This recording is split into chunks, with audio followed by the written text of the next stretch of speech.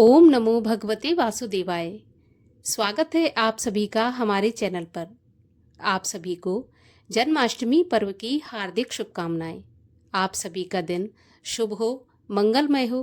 भगवान श्री कृष्ण की कृपा हमेशा आप पर और आपके समस्त परिवार पर बनी रहे। आइए आज के इस वीडियो में हम आपको सुनाते हैं भगवान श्री कृष्ण के जन्म की कथा।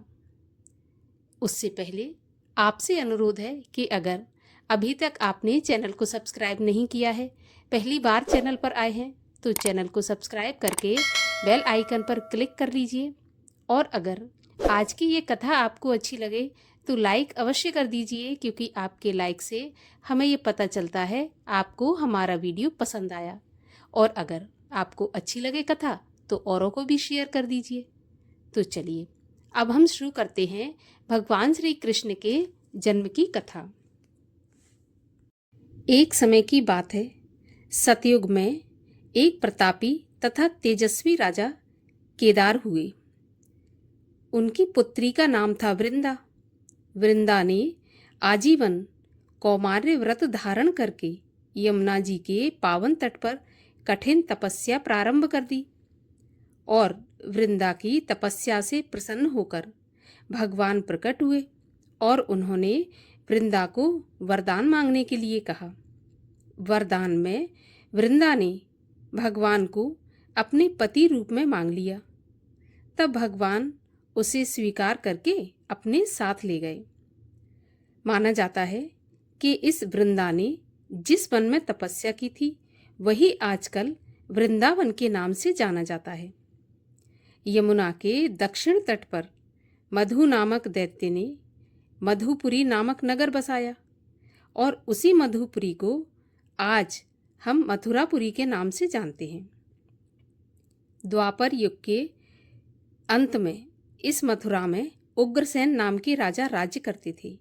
उग्रसेन के पुत्र का नाम कंस था।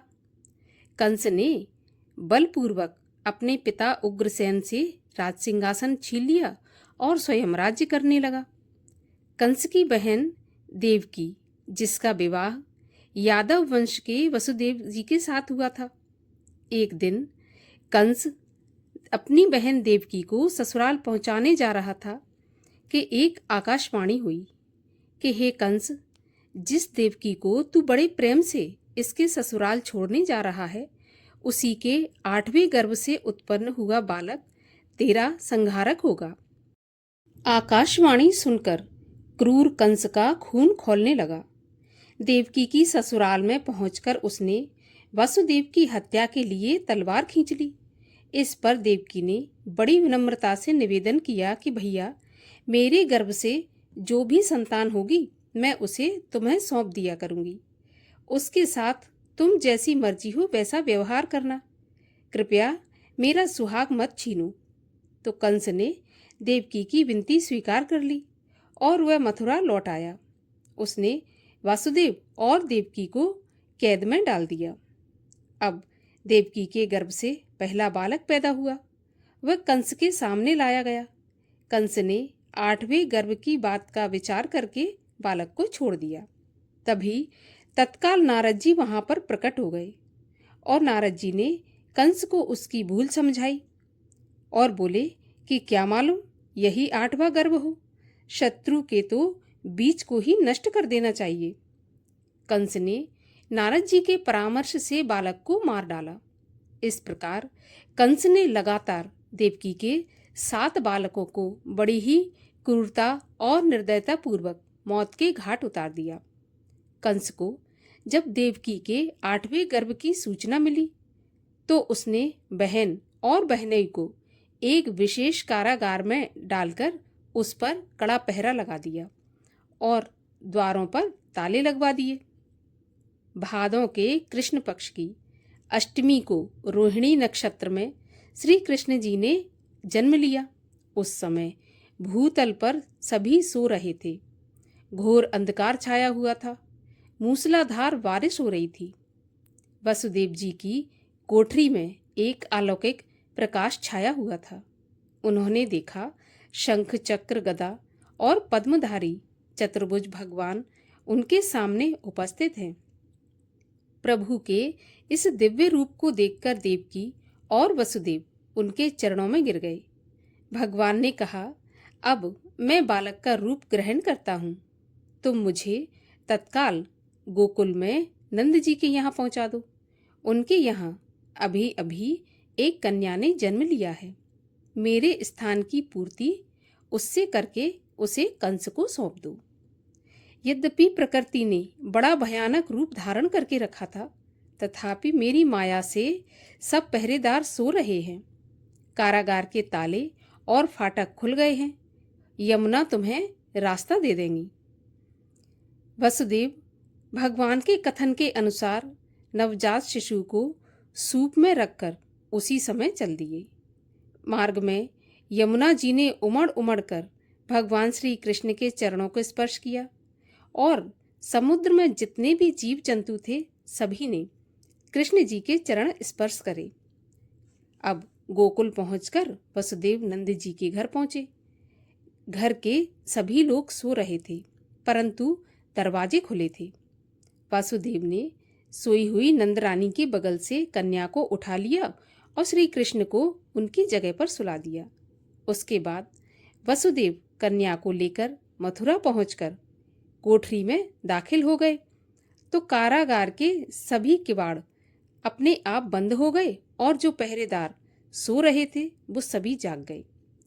कन्या के जन्म का समाचार पहरेदारों द्वारा जैसे ही कंस को मिला तो वह तत्काल कारागार में पहुंच गया और उसने कन्या को पकड़कर एक शिला पर पटककर मारने के लिए हाथ ऊपर उठाया तो कन्या उसके हाथ से छूटकर आकाश में उड़ गई। आकाश में जाकर उसने कहा, मुझे मारने से क्या लाभ कंस, तेरा शत्रु तो गोकुल में सुरक्षित है। ये दृश्य देखकर कंस चकित रह गया कि कंस का शत्रु जीवित है। ये जानकर उसे बड़ा दुख हुआ। अब कंस उसे खोजकर मार डालने के तरह तरह के उपाय करने लगा। कंस ने श्री कृष्ण का वध करने के लिए अनेक दैत्य भेजे। श्री कृष्ण ने अपनी आसुरी माया का विस्तार करके सारे दैत्यों का बारी बारी संहार कर डाला। भगवान ने बचपन में अपनी अलौकिक लीलाएं दिखा दिखाकर सबको चकित कर दिया। बड़े होने पर कंस को मारकर उग्रसेन को राजगद्दी पर बिठाया और अपने माता पिता को कारागार से मुक्त कराया। इन्हीं भगवान श्री कृष्ण के पुण्य जन्म तिथि को हम बड़ी ही धूमधाम से और हर्ष उल्लास के साथ जन्माष्टमी के रूप में मनाते हैं। तो ये थी भगवान श्री कृष्ण के जन्म की कथा। और आइए अब करते हैं भगवान श्री कृष्ण की आरती। ओम जय श्री कृष्ण हरे, प्रभु जय श्री कृष्ण हरे। भक्तन के दुख सारे पल में दूर करे। ओम जय श्री कृष्ण हरे। परमानंद मुरारी मोहन गिरधारी, जय रस रास बिहारी, जय जय गिरधारी। ओम जय श्री कृष्ण हरे।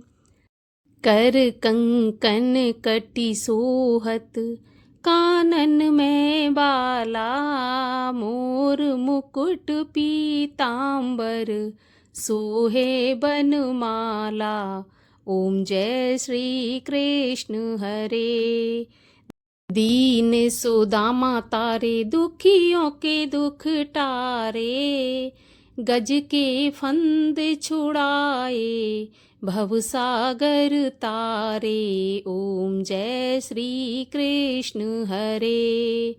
हिरण्यकश्यप संहारे, नरहरि रूप धरे, पाहन से प्रभु प्रकटे, जम के बीच परे।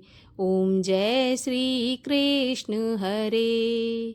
केशी कंस विदारे, नलकूबर तारे, दामोदर छवि सुंदर, भक्तन के प्यारे।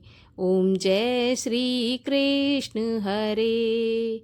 काली नाग नथैया नटवर छवि सोहे, फन फन नाचा करते नागन मन मोहे।